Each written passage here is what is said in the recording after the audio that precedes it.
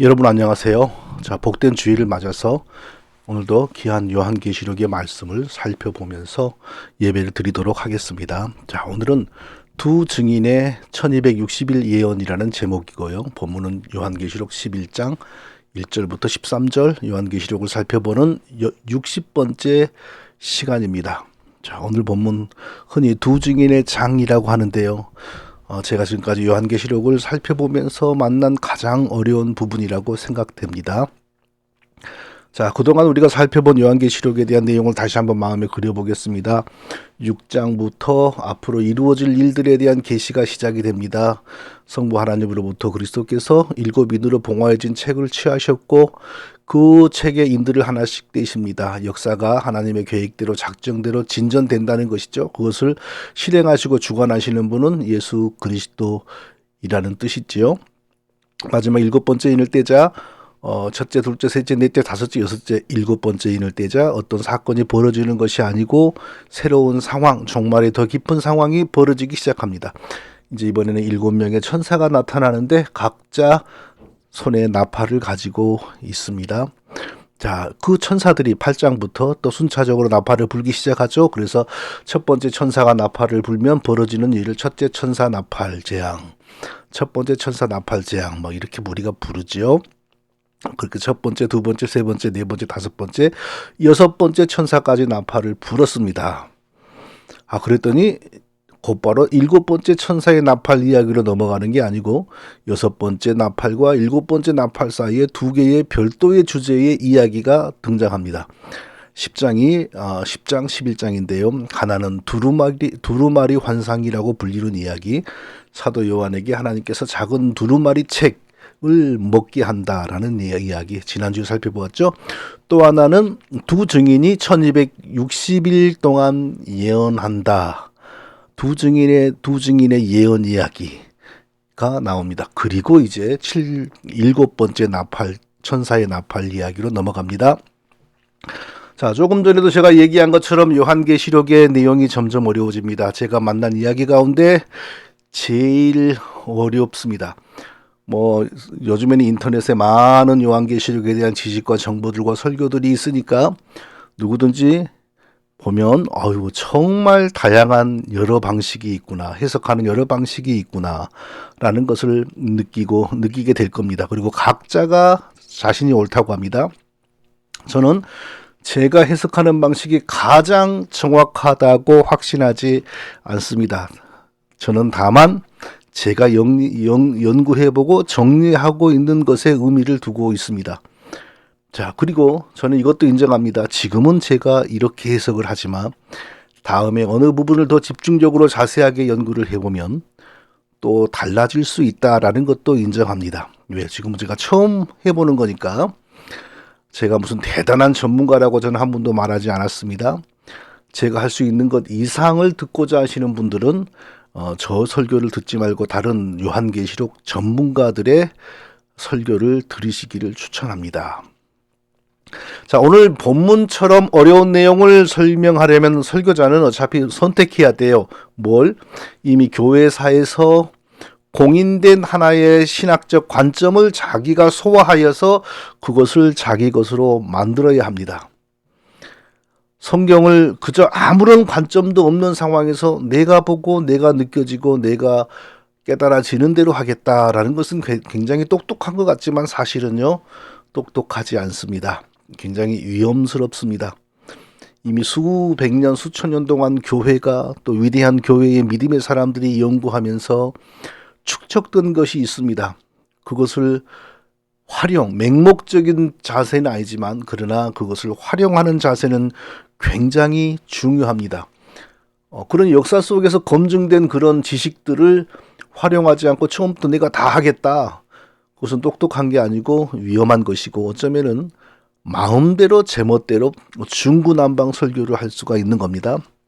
그래서 저는 하나의 역사 속에서 검증된 그리고 공감을 받는 하나의 신앙 노선을 저의 신앙 노선으로 취하고 제가 그것을 공부하고 그 안에서 제가 성경을 해석하는데 그게 바로 종교개혁 신학, 종교개혁으로 탄생한 교회, 특히 장로교회의 신학을 제가 저의 관점으로 택하고 있습니다. 그러니까 다른 사상, 뭐 오순절 교회, 뭐 세대주의, 뭐 이런 거 사상을 가지고 있는 사람은 저하고 다르겠죠. 그러니까 다르니까 신학 사상이 다르니까 다른 소리가 나온다라고 생각하면 되겠습니다. 자, 본문 1절을 보겠습니다. 또 내게 지팡이 같은 갈대를 주며 말하기를 일어나서 하나님의 성전과 제단과 그 안에서 경배하는 자들을 측량하되, 또 내게 지팡이 같은 갈대를 주며 말하기를 일어나서 하나님의 성전과 제단과 그 안에서 경배하는 자들을 측량하되, 하나님께서 요한에게 지팡이 같은 갈대를 주었다라고 했습니다. 지팡이 같은 갈대란 무엇이냐면요, 오늘날에 우리는 공장에서 생산된 플라스틱으로 만들어진 자 또는 스틸로 만들어진 자를 사용하지만 이때는 그런 게 없었습니다. 그래서 반듯하게 자라는 갈대에다가 눈금을 표시하여 자로 사용했다고 합니다. 자, 그런데 그 자, 갈대로 만들어진 자, 아무리 커봐야 사람 키, 사람 가슴을 넘어갈 수가 없죠. 그러니까 적당하게 지팡이 사이즈였던 것 같아요. 그래서 지팡이 같은 갈대, 이렇게 말하고 있는 것입니다. 자, 지금은 대략 예수님이 부활하시고 60년이 지난 때입니다. 이 성경이 쓰여질 때 요한계시록이 쓰여진 시기에 대해서 논란이 있지만 가장 그래도 지지를 받는 해석은 견해는 대략 90년에서 100년 사이, 서기 90년에서 100년 사이라고 봅니다. 그러니까 지금은 예수님이 부활하시고 30년, 40년이 지난 때입니다. 그리고 이스라엘 백성들이 예수님을 거부하고 십자가 제단도 거부하고 계속 동물의 피제사를 드리니까 하나님께서 로마의 군대를 이용하여 예루살렘 성전을 완전히 초토화시켜 버린 사건이 AD 70년경에 있었죠. 그러니까 그때로부터 한 또 30년 지났을 때입니다. 자, 그것은 무엇을 의미합니까? 지상에 성전이 없다라는 것을 의미합니다. 성전이 뭐 그냥 강제로 없어졌다라는 그 뜻이라기보다 이제 기독교에 그리스도를 통하여 완성된 기독교 안에는 더 이상 구약의 돌로 지어진 성전이란 것은 필요가 없고 존재할 수도 없다라는 것이 이미 상식이 되어가는 때입니다. 예수님이 마지막 제단인 십자가 제단으로 우리의 죄 용서를 완전히 이루었으므로 죄 사함을 받게 하는 성전은 이제 더 이상 필요 없는 거죠. 그리고 성전이 변했지요. 돌로 지어진 건물이 성전이 아니고 예수 믿고 성령 받은 사람들이 하나님의 성전이 된 거죠. 이거 다 알아요. 요한도 알고 하나님도 아세요. 자, 그런데 하나님의 성전과 그 제단과 그 안에서 경배하는 자들을 측량하되, 성전의 제단, 그 안에서 경배하는 사람들을 측량하라. 성전이 없어진 지가 언제인데 이런 말씀을 하실까요? 은유적이고 상징적이라는 의미이죠. 자, 어떤 의미일까요? 자, 교회에 다니고 있는 사람들 가운데 인구 센서스 하면 자기의 종교를 기독교다라고 표현하는 모든 사람들 가운데 진정으로 하나님을 믿고 예수님을 통하여 죄 용서받고 진정으로 구원받고 진정으로 하나님 백성답게 살아가는 사람이 얼마나 되는지 세어보라, 측량하라, 구분하라, 이런 뜻으로 우리가 이해를 하는 것이 가장 좋겠습니다. 2절을 보겠습니다. 2절을 보니까 성전 바깥 마당은 측량하지 말고 그냥 두라. 이것은 이방인들에게 주었은즉 그들이 거룩한 성을 42달 동안 짓밟으리라. 성전 마당은, 바깥 마당은 측량하지 말고 그냥 두라. 그것은 이방인들에게 주어버렸는데 그들이 그것을 42달 동안 짓밟을 것이다. 이렇게 말씀하셨어요. 그러니까 성전 안에, 성전의 깊은 곳에서 하나님을 경배하는 사람들은 숫자를 세어보고 구분하고 중히 여기고, 성전 바깥의 마당, 옛날에 구약시대에는 성전의 바깥 마당을 이방인의 뜰이라 그랬습니다. 거기에 있는 사람들은 재지도 말고 내도 버려라, 이겁니다. 자, 여기서 또 시대에 맞지 않은 개념이 또 등장합니다. 이방인이라는 개념입니다. 아브라함이 하나님께 부르심 받고 하나의 민족을 구성했죠. 유대 민족을 구성했습니다. 유대 민족을 제외한 다른 모든 민족을 유대 민족들은 이방인이라고 부르고 무시했습니다. 자, 그런데 유대인 이방인의 개념이 언제 없어졌습니까? 그리스도께서 십자가에 피 흘려 죽으시고 부활하심으로 유대인과 이방인의 개념과 구분이 완전히 사라져 버렸어요. 그럼 뭐만 남습니까? 누구든지 예수 믿고 하나님의 자녀 되는 영적 이스라엘, 영적 유대인, 하나님 백성만 남는 거죠. 혈액형, 피부색, 혈통 이런 것과 상관없이 오직 예수 그리스도의 십자가의 피 때문에 거듭난 하나님의 백성만 있는 것입니다. 이방인 개념이 더 이상 없어요. 근데 지금 여기서 이방인들에게 맡겼다. 자, 이것 때문이죠. 자, 이 이방인 개념과 성경의 방언의 은사가 깊은 상관이 있다는 것을 많은 사람들이 모르고 있습니다. 성경에 나오는 방언의 은사는 이방인들이 하나님 백성 되었다라는 사실을 보여주는 아주 중요한 표적이기도 했습니다. 물론 방언이 통역되면 하나님의 말씀이 되고 예언이 되었죠. 그런데 그 방언 자체가 이방인도 예수 믿으면 하나님 백성이 되었다라는 표적이었다는 것입니다.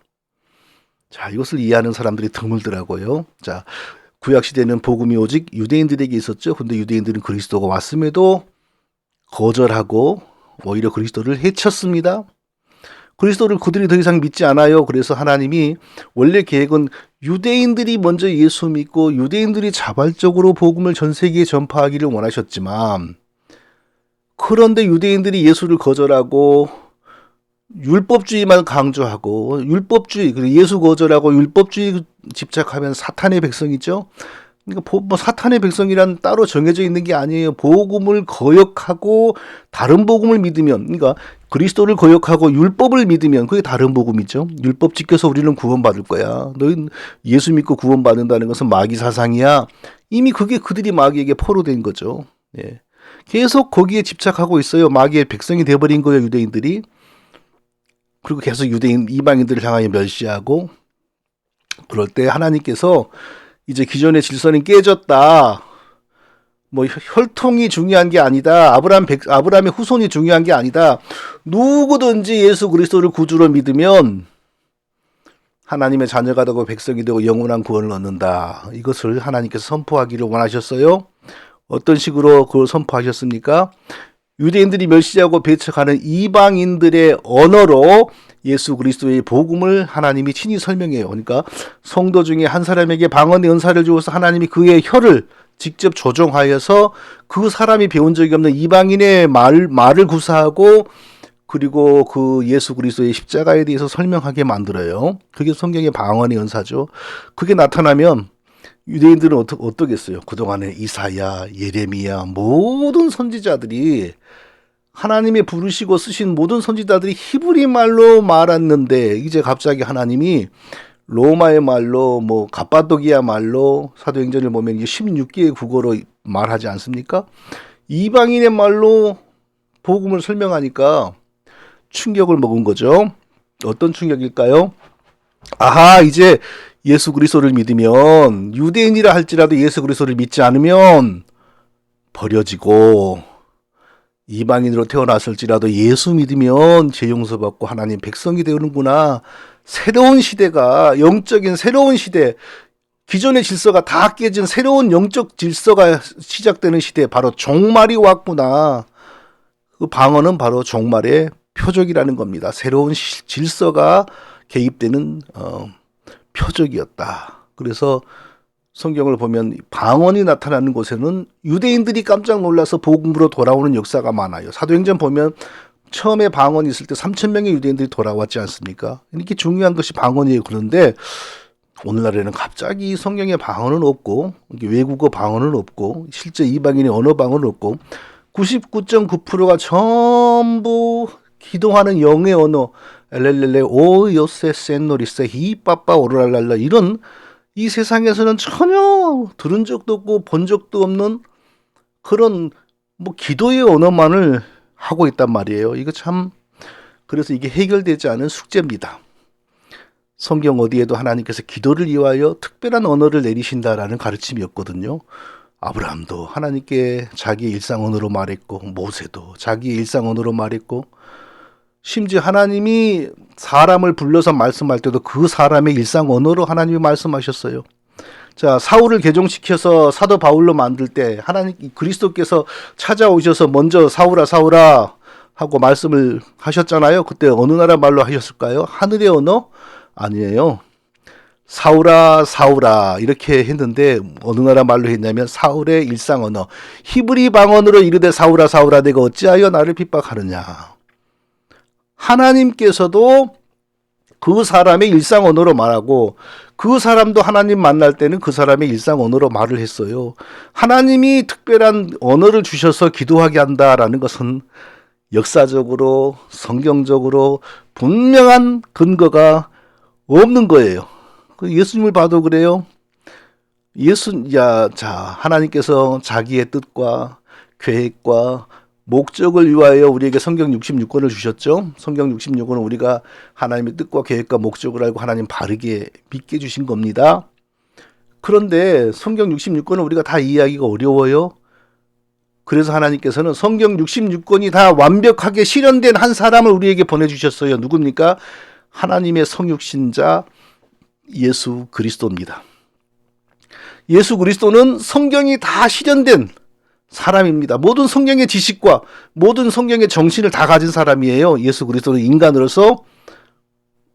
근데 예수님이 방언으로 기도한 적이 없거든요.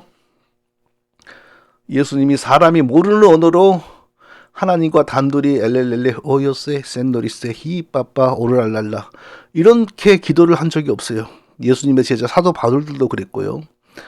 자, 그래서 오늘날 우리가 이 방언 문제는 굉장히 어려운 문제예요. 분명히 교회적, 교회사적으로 나타나고 있는 큰 현상인데 성경적으로, 역사적으로, 그리고 역사에서 모든 우리가 존경하는 위대한 사람들 가운데 그 누구도 방언으로 기도한 사람은 한 명도 없어요. 특히 1900년대 이전에는 방언 기도라는 건 거의 존재하지 않았습니다. 소수의 이단들에게서 나타났어요. 그리고 1900년도부터 갑자기 퍼졌는데 그 퍼뜨리는 사람들은 이단 시비를 받는 사람들이었습니다.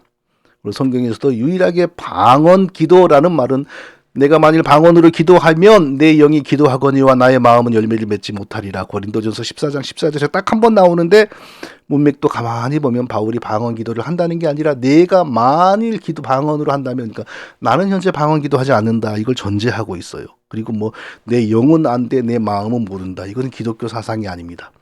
기독교의 인간은 인격의 인간관입니다. 영과 육이 결합된 인격. 인격이란 건 내 마음이죠. 마음이 없이 어떻게 인격이 형성될 수 있나요? 그래서 이방인 종교에서 나는 몰라도 내 영혼은 평양에도 갔다 오고 모스크바에도 갔다 왔다가 새벽에 다시 내게 들어왔다. 근데 나는 내 영이 하는 일을 모른다. 이런 건 이방 종교 사상이죠. 그래서 우리가 이 방언 기도에 대해서는 오늘날 많이 나타나고 있는 현상인데 성경적으로 역사적으로 아직 분명하게 규명되지 않았다. 그래서 우리가 여기에 집착한다거나 여기에 의존하여 신앙생활하는 것은 아주 위험할 수 있다라는 사실을 우리가 인정해야 돼요. 이게 바로 성경 앞에서 진실하게 선 성도와 목회자의 올바른 자세입니다. 자, 2절 속에 또 아주 중요한 내용이 나옵니다. 2절에서 그들이 거룩한 성을 42달 동안 짓밟으리라. 거룩한 성을 42달 동안 짓밟으리라. 자, 거룩한 성이란 어디일까요? 문자적으로 역사적으로 거룩한 성 그러면 대부분 예루살렘이었습니다. 자, 그런데 그리스도의 부활 이후에 예루살렘을 거룩한 성이라고 말하는 성경의 내용이 어디 있는가 보세요. 없습니다. 이제 거룩한 성이 있다면 교회입니다. 기독교에서 거룩한 성은 구약에서는 예루살렘이고 신약에서는 교회를 의미하는 거예요. 그리스도를 믿고 살아가는 성도들의 모임을 의미하는 겁니다. 근데 이 거룩한 성, 교회가 짓밟힌다. 누구에게? 그들, 이방인들, 교회 다니는 이방인, 진실로 하나님 믿고 구원받은 사람들이 아니죠. 성전 바깥 마당을 차지하는 사람들, 그러니까 당신 종교가 무엇이요? 라고 물을 때 인구 센서스에는 기독교라고 쓰지만 그러나 실제로 기독교인이라고 할 삶의 증거는 없는 사람들, 하나님을 믿는다 하지만 사실은 거짓 하나님, 사탄을 숭배하는 사람들, 이 사람들을 영적 이방인이다. 지금 본문에서 이렇게 말을 하는 겁니다. 근데 이 사람들이 바로 거룩한 성 하나님의 교회를 짓밟는다. 42개월 동안, 42달 동안. 자, 42달, 42개월에 대해서는 조금 뒤에 또 설명하겠습니다. 그렇지만 여기서 분명한 것은 이방인이 누구이냐, 구약의 육신적 이방인을 뜻하는 게 아니고 신약 시대는 그런 이방인은 존재하지, 그 개념 자체가 없어요. 교회 다니지만 하나님을 믿는다고 하지만 사실은 하나님과 무관하고 영적으로는 하나님 섬기는 게 아니고 오히려 사탄을 따르고 있는 사람들, 자유주의자들, 이단들, 다원주의자들, 그들을 의미한다 생각하면 되겠습니다. 3절을 보니까 내가 나의 두 증인에게 권세를 주리니 그들이 굵은 베옷을 입고 1260일을 예언하리라 그랬어요. 두 증인에게 권세를 주리니 그들이 굵은 베옷을 입고 1260일 예언하리라. 1260일 동안 예언하리라. 자, 여기서 중요한 것은 두 증인 그리고 1260일이죠. 자, 쉬운 것부터 차근차근 우리가 생각하고 연구해 보겠습니다. 1260일 동안 예언한다고 했습니다. 그런데 1260일, 1260일에 해당되는 또 다른 숫자가 바로 앞절에서 나왔습니다. 뭐냐? 그들이 거룩한 성을 42달 동안 짓밟으리라. 42개월, 42달 똑같죠? 그런데 42달을 날짜로 바꾸면 한 달 30일 계산하면 1260일이 나옵니다. 그러니까 1260일과 그 앞에 42달, 42개월은 똑같은 기간입니다. 자, 이방인이라고 표현된 무리들, 이단들, 적그리스도 세력들, 자유주의자들, 사탄 숭배주의자들, 교회 다니지만 하나님과는 사실상 무관한 자들이 42개월 또는 1260일 동안 짓밟아요. 어디를? 참된 교회를. 참된 교회를. 언제부터 어느 때까지? 자, 이것이 되게 어려운데요. 신약시대 전체라고 보는 것이 가장 맞습니다. 자, 사도 요한은 요한 1서 2장 18절에서 그러니까 2000년 전이죠. 지금이 마지막 때라 적그리스도가 오리라 한 것을 너희가 들었는데 지금 많은 적그리스도가 일어났으니 그러므로 우리가 마지막 때인 줄 아노라라고 했어요. 2000년 전에도 이미 적그리스도가 등장했어요. 그때부터 계속 이방인들이 적그리스도는 교회 안에서 나오는 경우가 훨씬 많아요. 교회의 이방인들이 교회를 계속 회방하고 공격하는 일이 시작이 된 거죠. 2000년 전부터. 그리고 3절에는 두 증인이 1260일 동안 예언한다 그랬어요. 42개월을 날로 환산하면 1260일입니다. 그러니까 똑같은 역사 기간을 두 측면에서 말하는 거예요. 똑같은 역사, 신약시대를 사단이 교회를 공격하는 측면을 말하기도 하고 또 교회가, 참된 교회가 생명의 복음을 세상에 계속 전파하는 그 측면을 말을 하는 거예요. 똑같은. 자, 여기서 이제 우리가 요한계시록에 반복적으로 등장하는 이 암호화된 숫자에 대해서 우리가 정리하겠습니다. 조금 전에 이미 말했죠. 42개월을 날로 환산하면 1260일, 이게 신약시대를 의미한다. 말은 간단하지만 굉장히 이게 복잡해요. 자, 42개월 날로 환산하면 1260일. 그런데 이것만 등장하는 게 아니라 또 다른 암호화된 숫자가 등장합니다. 사흘 반, 3일 반, 3년 반, 한때, 두때, 반때 이런 용어가 계속 등장해요. 근데 이게 다 모양만 다르지 똑같은 숫자입니다. 자, 3년 반이거든요. 1260일 42개월은 3년 반인데 그것을 1년을 또 1이라고 환산하여 암호를 만들면 3일 반 이렇게 돼요. 그리고 그걸 또 1년을 한때다 그러고 1년을 한때, 두때, 세때 이런 식으로 표현하면 3년 반이 한때, 두때, 반때 이렇게 표현돼요. 어려워요. 나중에 좀 곰곰이 써놓고 생각해 보세요.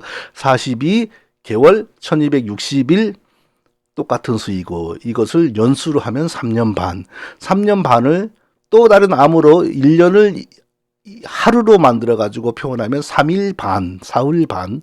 그리고 그걸 또 다른 암호 한때, 두때, 반때. 한때는 1년, 두때는 2년. 그러면 3년이잖아요. 반때 6개월, 3년 반, 42개월, 1260일. 다 똑같은 숫자예요. 근데 자꾸 모양이 다른 암호로 둔갑하여 나오는 거예요. 이렇게 모르게 하는 거예요. 하나님이. 읽는 자도 잘 모르고 듣는 자도 잘 모르고.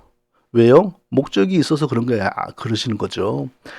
알아차리지 못하게 하시는 이유는 있겠죠. 우리가 다 짐작할 수 없지만 하나님이 이렇게 알아차리지 못하게 만드신 이유가 분명히 있어요. 그러므로 이것은 어떤 특정인이 내가 기도해 봤더니 이런 뜻이다 하더라. 이렇게 나오는 것은 다 이단들이에요. 자, 그러면은 이 암호로 등장하는 것을 제가 이렇게 해석하는 것은 어디서 나온 걸까요? 저 혼자서 풀어낸 게 아니고 제가 처음에 얘기한 것처럼 설교자는 어차피 교회에서 이미 검증된 신학의 틀을 의존해야 됩니다. 자기 혼자 이제 와가지고 지난 2000년간 올바른 신학자들이 했던 일을 다 무시하고 내가 처음부터 다시 한다? 이런 건 무모한 거죠. 제가 수용하는 저의 신학 노선이 있는데 그것은 천년왕국이라는 것을 믿지 않습니다. 신약, 구약, 신약, 재림, 영원한 하늘이지 뭐 신약, 구약, 신약, 재림, 7년 환란, 천년왕국 그리고 영원한 새하늘과 새 땅 이런 것은 성경이 가르치는 내용이 아니에요. 근데 바로 이렇게 해석하는 개혁신학, 장로교의 정통신학이 42개월, 1260일, 3년 반, 사흘 반, 한때, 두때, 반때를 똑같은 것으로 보고 그리스도의 초림부터 재림까지의 기간에 대한 암호이다라고 이렇게 해석을 하는 겁니다. 저도 그것을 이렇게 받아들이는 겁니다. 자, 그러면 지금까지 이제 내용을 어느 정도 살펴봤는데 지금까지 내용만 정리해 보겠습니다. 자, 우리가 세상이 교회라고 부르는 집단은 하나인 것 같은데 사실은 그 안에 성전도 있고 제단도 있고 그 안에서 경배하는 사람들이 있는가 하면 그래서 하나님이 그들을 기히 여기고 특별히 관리하고 또 반대로 성전 마당 뜰에 있는 사람들 이방인들이라고 하나님이 여기는 사람들이 또 있어요. 이게 뭐죠? 교회 안에 사람들이 교회라고 말하는 이 집단 안에 참 하나님의 성도들과 거짓 하나님의 자녀들 전혀 영적인 특성이 다른 두 세력이 있다. 자, 이것을 의미하는 거예요. 자, 이들은 같이 하나님을 믿는 것 같으나 언제나 교회를 회방하는 사상과 교회를 더럽히는 사상이 바로 영적 이방인들, 교회 속에 섞여 있는 영적 이방인들로부터 나오는 겁니다. 그리고 이들이 42개월 동안 42개월 1260일 신약시대라 그랬죠. 계속해서 참 하나님의 교회를 핍박하고 더럽히고 공격한다 이겁니다. 자, 여기서 끝나면 소망이 없죠. 더 좋은 얘기가 나와야지 성경이죠. 3절을 보겠습니다. 내가 나의 두 증인에게 권세를 주리니 그들이 굵은 베옷을 입고 1260일을 예언하리라. 내가 나의 두 증인에게 권세를 주리니 그들이 굵은 베옷을 입고 1260일을 예언하리라. 1260일, 42개월, 사흘 반, 3년 반, 한때, 두때, 반때 다 같은 기간을 의미하는 암호들이라고 제가 설명드렸죠. 그러니까 분명히 1260일 동안 영적 이방인들이 교회를 괴롭힌다라고 했어요. 그래서 우리 마음이 우울했습니다. 그러면 역사는 항상 나쁜 일만 벌어지잖아요. 그런데 똑같은 1260일 동안에 하나님이 두 증인에게 권세를 주어서 하나님의 말씀을 전하게 한다.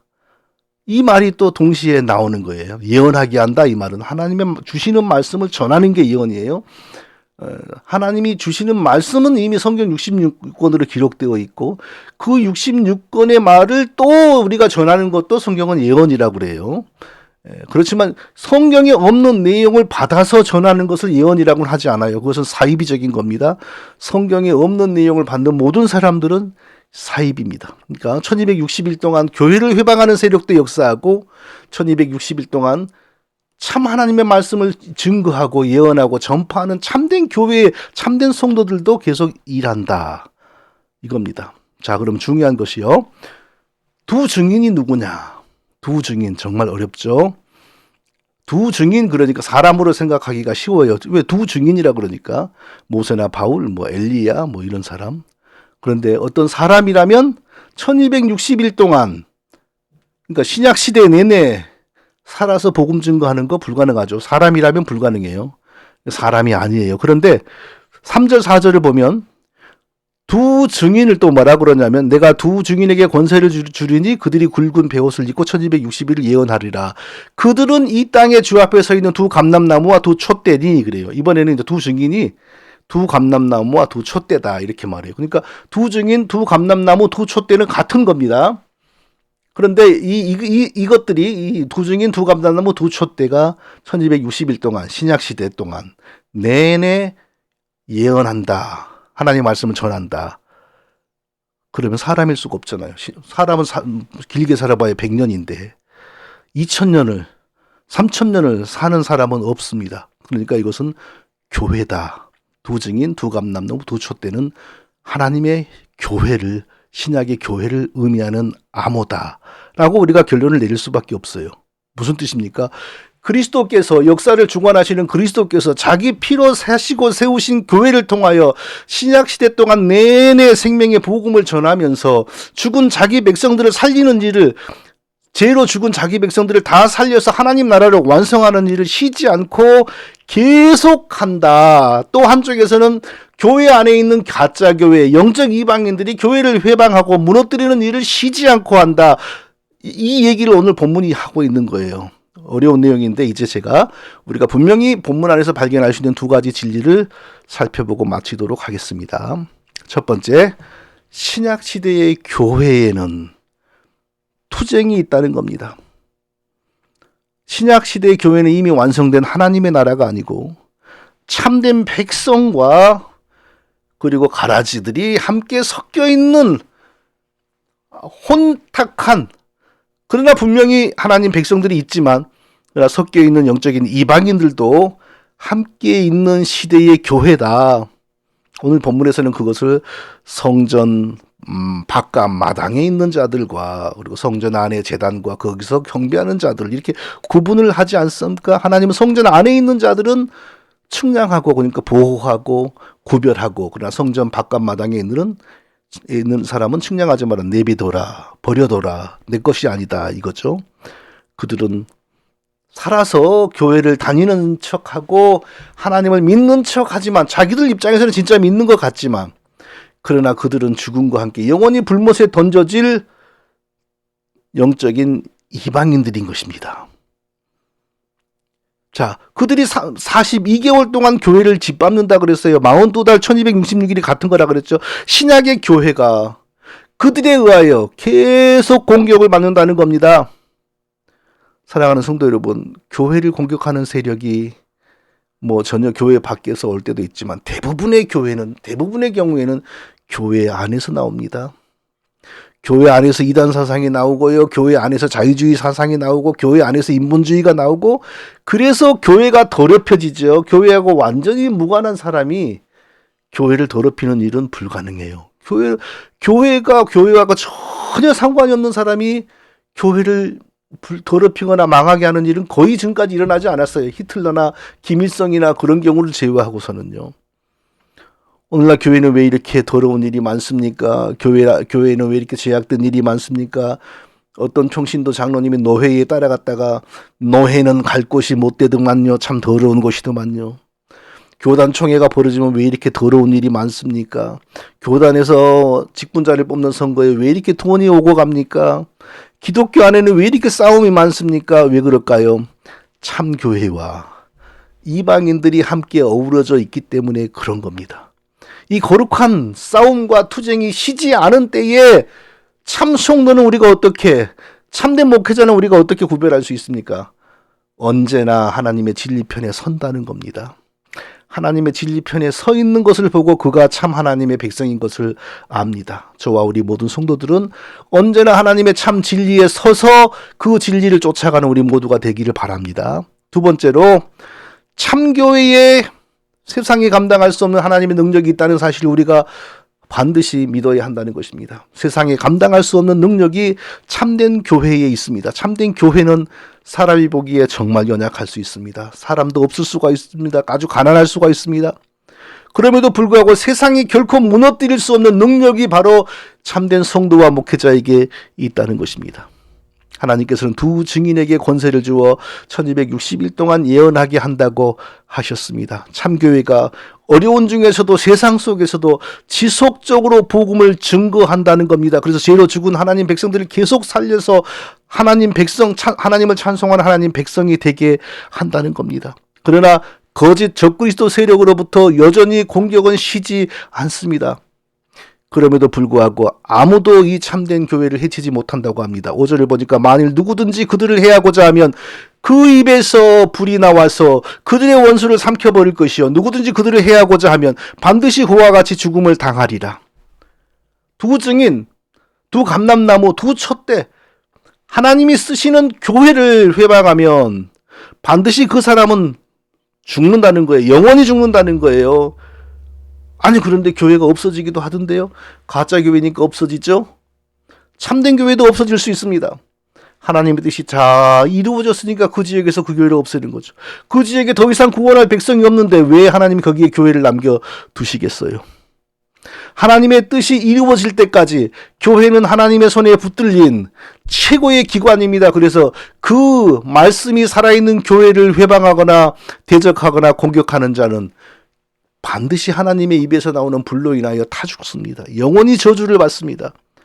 그러므로 누구든지 하나님의 교회를 업수히 여기는 사람은 반드시 영원한 대가를 치르는 것입니다.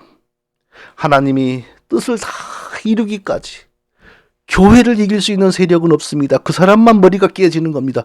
사랑하는 성도 여러분, 부디 저와 우리 모두는 하나님의 손에 붙들린 이 교회를 위하여 영원히 충성하고 기꺼이 봉사하고 결코 거짓의 편에 서지 않고 진리, 하나님의 복음의 진리, 교회의 편에 서서 우리가 생을 다하는 날까지 충성하는 자들이 되시기를 예수님의 이름으로 축원드립니다. 거룩하신 아버지 하나님, 오늘도 우리에게 복된 주의를 허락해 주셔서 감사합니다.